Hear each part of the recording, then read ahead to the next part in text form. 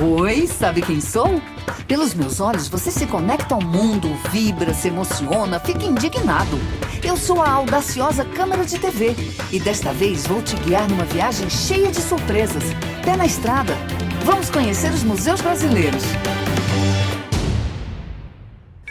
Hoje vamos conhecer o Museu do Ouro, que fica no estado de Minas Gerais, na cidade de Sabará.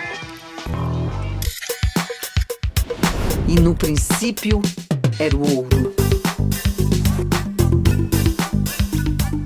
Assim como várias cidades históricas mineiras, a origem de Sabará tem a ver com a descoberta de ouro na região, que lhe rende até hoje uma forte religiosidade e uma arquitetura barroca, ainda preservada no centro histórico.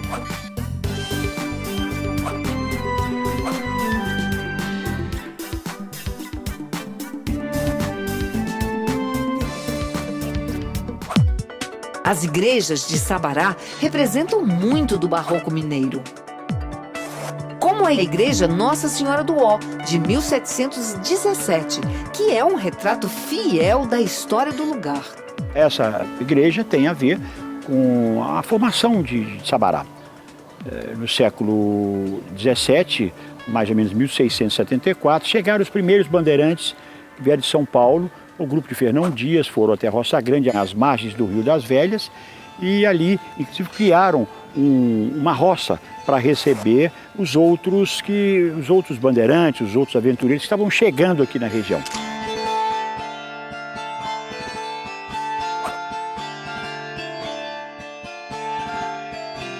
Em 1674, eles deram notícia para a coroa portuguesa que havia muito ouro aqui, em abundância. Nessa fase, a extração do ouro nas minas da região foi tanta que a coroa portuguesa percebeu que precisava fazer alguma coisa. Transformou então os arraiais em vilas e começou a controlar politicamente a região. Agora, o controle econômico já com, por exemplo, a criação da intendência e das fundições, que ele implanta aqui em Minas Gerais e em Sabará, né, nós temos um grande exemplo, que é o Museu do Ouro. Bem-vindos ao Museu do Ouro. Convido vocês a conhecer um pouco da história desse prédio tão importante para a formação do nosso país. O prédio onde fica o museu foi construído em 1730 para sediar a Casa da Real Intendência e Fundição do Ouro de Sabará. Depois disso, o prédio já foi transformado em escola, residência, até se tornar um Museu do Ouro. Mas para que possamos entender um pouco do que vem a ser a criação do Museu do Ouro, é importante frisar que ele nasceu dentro das ideias do movimento modernista. O próprio nacionalismo, na época, ele ganhou força no movimento modernista em 1924, com intelectuais como Mário de Andrade, que junto com outros intelectuais modernistas, eles elaboraram um documento que foi apresentado ao governo federal para que fosse criado um serviço de proteção artística e histórica do nosso patrimônio.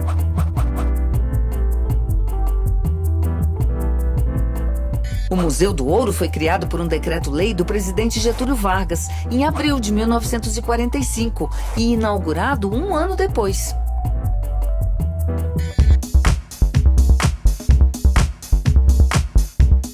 Bom dia, pessoal! Bom dia! Antigamente, quando as pessoas estavam explorando ouro aqui em Sabará, tiravam o ouro do rio, tiravam o ouro das minas, elas tinham que trazer toda essa produção do ouro delas aqui nesta casa para derreter este ouro e para pagar o imposto do rei. O imposto do rei era chamado de quinto do ouro. Significava que 20% de todo o ouro descoberto em terras brasileiras seguia diretamente para Portugal. A primeira operação que era feita era pesar quanto de ouro ele conseguiu encontrar, quanto de ouro ele trouxe. Então era pesado. Utilizava uma balança como essa para pesar. Anotava esse valor e logo já se retirava a parte que era devida para a coroa portuguesa. O restante era colocado em potes como esse que vocês estão vendo aqui. Esse pote chama cadinho. Era colocado aqui dentro desse pote para poder levar ao fogo. Levava num forno, na época, numa forja. e era derretido. Depois que ele estava líquido, virava numa forminha, como essa que vocês estão vendo aqui embaixo. E depois que secava, já tínhamos então a barrinha de ouro. Essa prensa é a peça mais antiga do museu. Foi fabricada em Portugal em 1670. Ela que carimbava a barrinha do ouro. Então a barrinha ela ficava assim lisa, né, quando ela acabava de ficar pronta. Mas para o minerador levar essa barrinha embora e utilizar ela como dinheiro, né, ela precisava receber algumas inscrições, algumas marcas, para mostrar que essa barrinha esteve aqui, que o ouro passou pela casa de fundição e que o imposto foi recolhido. Colocava o carimbo aqui, com essa marca da coroa, que vocês estão vendo, e girava a prensa para poder marcar a barrinha do ouro. Sabará, no século XVIII, ela teve um dos maiores centros de produção de ourivesaria da colônia. Aqui alguns instrumentos, né, e moldes ligados à prática de ourivesaria.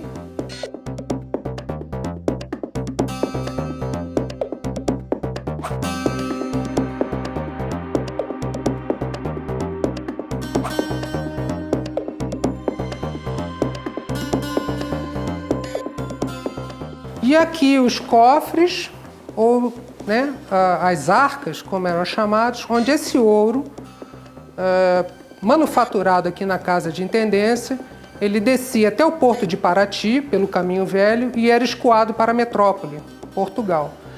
Na época, o Caminho Velho era a única estrada que escoava o ouro de Minas Gerais para o mar, de onde seguiria para Portugal. O percurso durava em média 40 dias. Elas possuem 3 fechaduras. Geralmente, uma fechadura ia com o oficial da coroa portuguesa, responsável pela comitiva, outra com o chefe da guarda militar e outra aleatoriamente dada a um dos membros da comitiva. Além das 3 chaves, para abrir esses cofres, tinha um misterioso jeitinho. Como é que é para abrir? Você gira as bolinhas. Ah, tem que mexer nas bolinhas, não é? Mas olha o tanto de bolinha que tem, como é que eu vou adivinhar? Alguma dessas daqui. Essa daqui. Então vamos ver. Ai, olha aqui. Ih, essa aqui não mexeu nada. Vocês me apontam que eu vou mostrando qual que é. Ih, não é nada. Essa aqui. Essa aqui. Ah, essa aqui tá quente. Ah, essa aqui mesmo. Olha aqui. Aqui. Terceira chave descoberta. Não é difícil, gente, para abrir esse cofre? É um verdadeiro segredo, uma verdadeira charada. No museu, a gente também pode ver modelos de armas utilizadas na época, tanto pelos bandidos que queriam colocar as mãos no ouro, quanto pelos guardas que protegiam a casa de fundição. Agora vamos saber de onde vinha todo esse ouro e como era feita a sua extração? Essa sala apresenta o processo de extração do ouro. É um processo prévio que os mineradores faziam antes de trazer o ouro na casa de fundição. O alvo, nesse momento, era o ouro de aluvião, o ouro do leito dos rios, porque era um ouro de extração mais fácil e utilizavam ferramentas rudimentares para fazer este serviço. São essas enxadas que vocês estão vendo, esses almocafres aqui na parede. E as bateias que estão expostas aqui eram as ferramentas utilizadas naquele momento. E o processo de trabalho era bastante penoso, era feito geralmente pelos negros, pelos escravos, que passavam grande parte do dia com a parte da perna mergulhada na água fria, né? A parte de baixo mergulhada na água fria e com o sol bem forte batendo no corpo. Então era um processo bastante penoso, exigia a participação de escravos resistentes para dar conta desse serviço de extração do ouro de aluvião.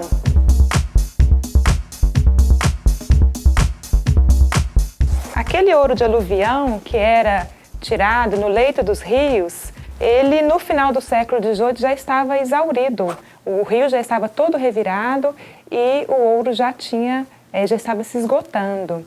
Então, No século XIX, alguns estudiosos sustentam que houve um outro ciclo do ouro em Minas Gerais. Dessa vez, ele era organizado pelos ingleses, agora buscando ouro nas minas, no interior das montanhas, cavando túneis e desenvolvendo para isso outras tecnologias um pouco mais avançadas. Aqui nós temos exemplos de minerais, aqui são satélites do ouro, são minérios indicando que tem ouro próximo. Do lado de cá nós temos satélites, exemplares também de satélites de diamante. E aqui a gente tem um minério que tem o ouro incrustado nele, esse ouro em pó que precisava ser extraído. Então a gente vê como era difícil o processo de extração. Era preciso triturar todo um minério como esse para tirar uma quantidade de ouro que às vezes era menor do que esse pouquinho que a gente vê aqui, esse ouro em pó na bateia. Para se ter uma ideia, era preciso quebrar 1 tonelada de rocha para extrair 12 gramas de ouro.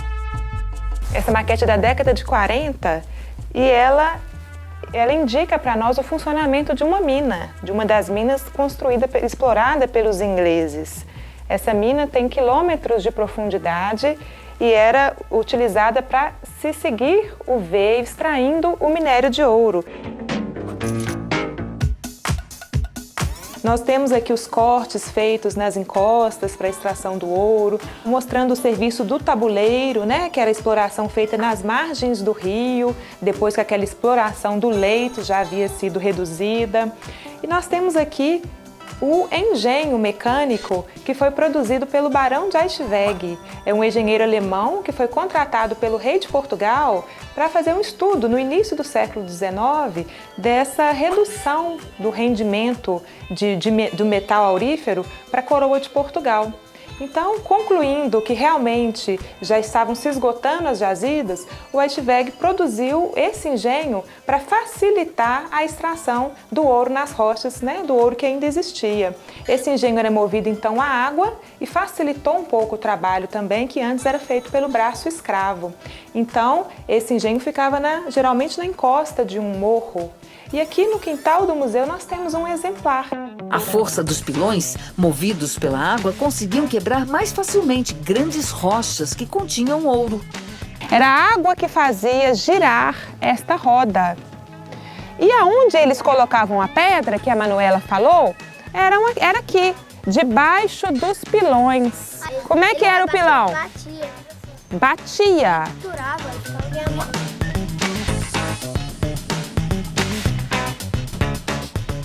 Essa roda ela não ficava aqui nesse prédio, ela ficava perto da montanha, onde tinha uma água, uma queda d'água, e a água fazia girar.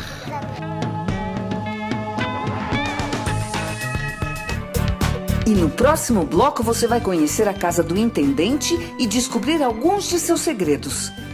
Só ele sabia o segredo que ele tinha. Fica aí que eu já volto.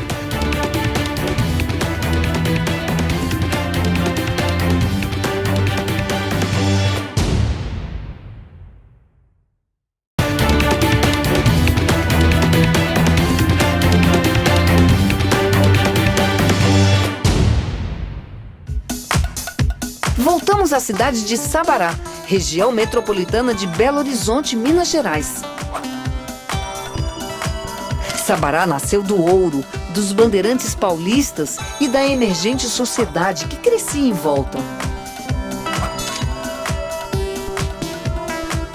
Construía casarões como este, de 1773, onde funciona hoje a prefeitura. A escada é feita de jacarandá e já se hospedaram aqui Dom Pedro I e Dom Pedro II. Esse é o Teatro Municipal, inaugurado em 1771, onde eram exibidas peças de teatro e óperas. O ouro era tanto por aqui que a coroa portuguesa instalou a casa de fundição para que o rei pudesse controlar cada grama de ouro achada na região. E é nesse prédio que funciona hoje o Museu do Ouro. Curiosidades à parte, o museu serve de cenário para casais de pombinhos apaixonados. Conhecendo de perto, me surpreendi, né? Eu já tinha feito uma pesquisa prévia pela internet, mas aqui de perto é diferente, a dimensão a beleza é bem maior, me surpreendeu muito. Vamos continuar nossa visita? O prédio funcionava assim. Aqui embaixo ficava o órgão administrativo da coroa portuguesa e lá em cima ficava a residência dos intendentes. Vamos subir para conhecer?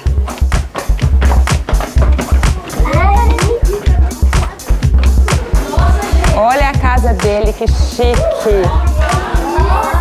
Nós estamos, então, no quarto do casal. Vocês viram como a cama dele é bonita, é trabalhada, é chique, né?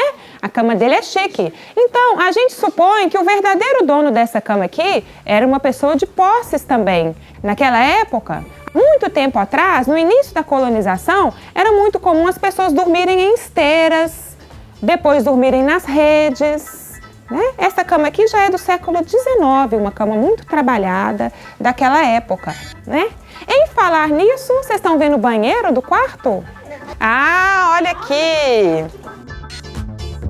E eles colocavam um pinico aqui debaixo e sentavam aqui. Sentavam aqui. E aí, aquele homem que comeu muita carne de porco, se ele tivesse uma dor de barriga no meio da noite, ele tinha que sentar aqui para usar o banheiro. Vocês já ouviram a expressão assim, escondendo ouro? Ah, você tá escondendo ouro? Não. Esse homem, ele escondia o ouro. Mas aonde? Lá dentro. Lá dentro? Não, em cima. Em cima. Ah, colocava lá em cima do guarda-roupa? É. Vejam só, onde ele guardava o ouro dele. O armário tinha essa entrada falsa. E aqui, ele guardava as coisas preciosas que ele queria guardar. Aqui é uma espécie de pia, não é? Era muito comum as pessoas utilizarem a bacia com o jarro para lavar o rosto, para lavar a mão. Essa bacia aqui tem uma coisa especial, que ela tem esse corte para colocar aqui, encaixar já no... Para fazer a barba, isso mesmo. Vocês já ouviram aquela expressão assim, colocar as barbas de molho? Quer saber mais um segredinho do dono do quarto? Quem procura as coisas aqui na gaveta e não acha nada, às vezes desiste e vai embora, não é? Mas só ele sabia do segredo. Vamos redar para trás um pouquinho. Só ele sabia o segredo que ele tinha, porque o móvel dele tinha uma outra gaveta lá atrás.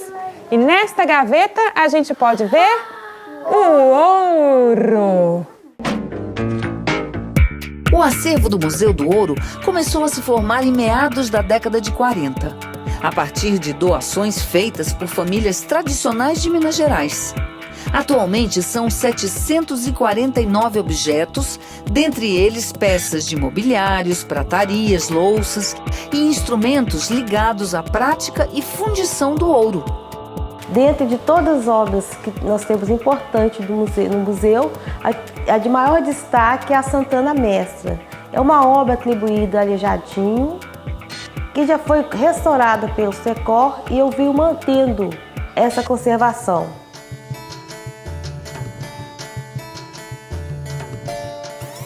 Dentro do trabalho de conservação está o trabalho preventivo do acervo do museu. Esse trabalho preventivo consiste não só em restaurar, mas de preservar as peças. Se solta um pedacinho, a gente cola. A parte de limpeza, que significa higienização. Se tem cupim, a gente imuniza. E dentro desses trabalhos de prevenção que eu fiz a restauração de São Jorge, que é uma imagem da Igreja Santa Rita, que foi demolida e hoje ela está sob a guarda do museu. A restauração dessa peça pode ser chamada de ilusionismo, porque são aplicados micropontos coloridos na parte dourada, que dão a impressão de ouro para quem olha. Pura ilusão. Essa sala representa o escritório do intendente, com móveis, a caneta bico de pena, o candeeiro para iluminar a sala e guarda também outra curiosidade.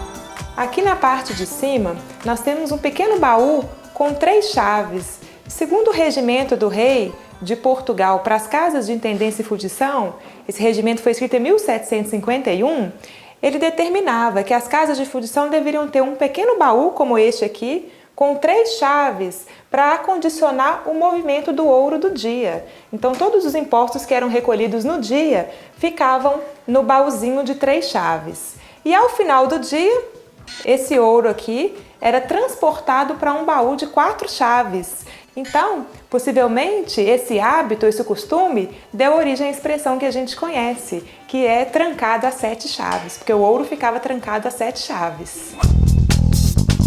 Essa é a sala de visitas da residência do intendente.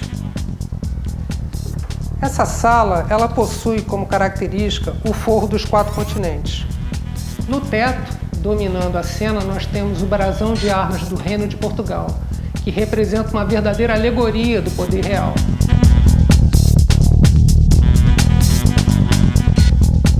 Como os lanças, canhões, tambores, que representam todo o poder do Reino de Portugal.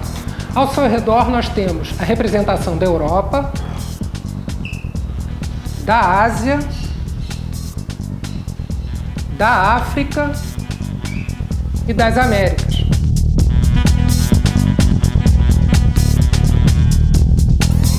Nessa sala, nós procuramos fazer a ambientação de um quarto de donzela do século XVIII. Esse quarto é caracterizado, por um espelho, uma cama com motivos decorativos, no qual o elemento decorativo pode ser associado à ilusão de Morfeu, o deus da mitologia grega relacionado ao sonho, ou um anjo, barbado, em feições masculinas, que representaria justamente a questão da masculinidade, a perda da virgindade da donzela, posteriormente na sua noite de núpcias. Aqui temos também um oratório, devido à religiosidade muito presente na sociedade de então.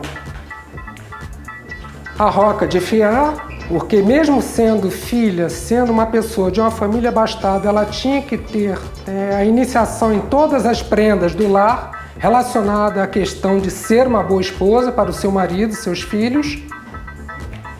E aqui o baú, onde ela poderia guardar os seus pertences, as suas miudezas.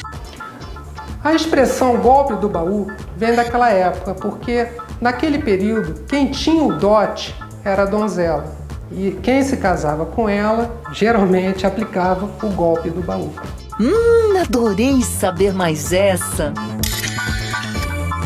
Quando você chega dentro do Museu do Ouro hoje de Sabará, nessa casa maravilhosa, você sente a atmosfera factual de que realmente o século XVIII está presente hoje no século XXI. Quanta coisa aprendemos hoje. Entender como funcionou o ciclo do ouro no Brasil nos ajuda a compreender melhor a história do nosso país. A nossa grande preocupação é justamente reaproximar a comunidade de Sabará do Museu do Ouro e provar para eles que o museu ele pertence a todos. Ele é um patrimônio nosso que deve ser preservado, valorizado e difundido para todos. Para saber mais informações sobre visitas e horários de funcionamentos do museu, entre no site museus.gov.br. Se preferir, pode anotar o endereço: Rua da Intendência, sem número, Centro de Sabará. Por hoje acabou, mas na semana que vem tem mais. Até o próximo museu, pessoal!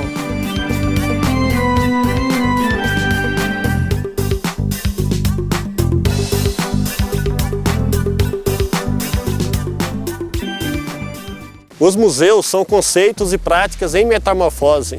Os museus são casas que guardam e apresentam sonhos, sentimentos, pensamentos e intuições que ganham corpo através de imagens, cores, sons e formas. Os museus são pontes, portas e janelas que ligam e desligam mundos, tempos, culturas e pessoas diferentes.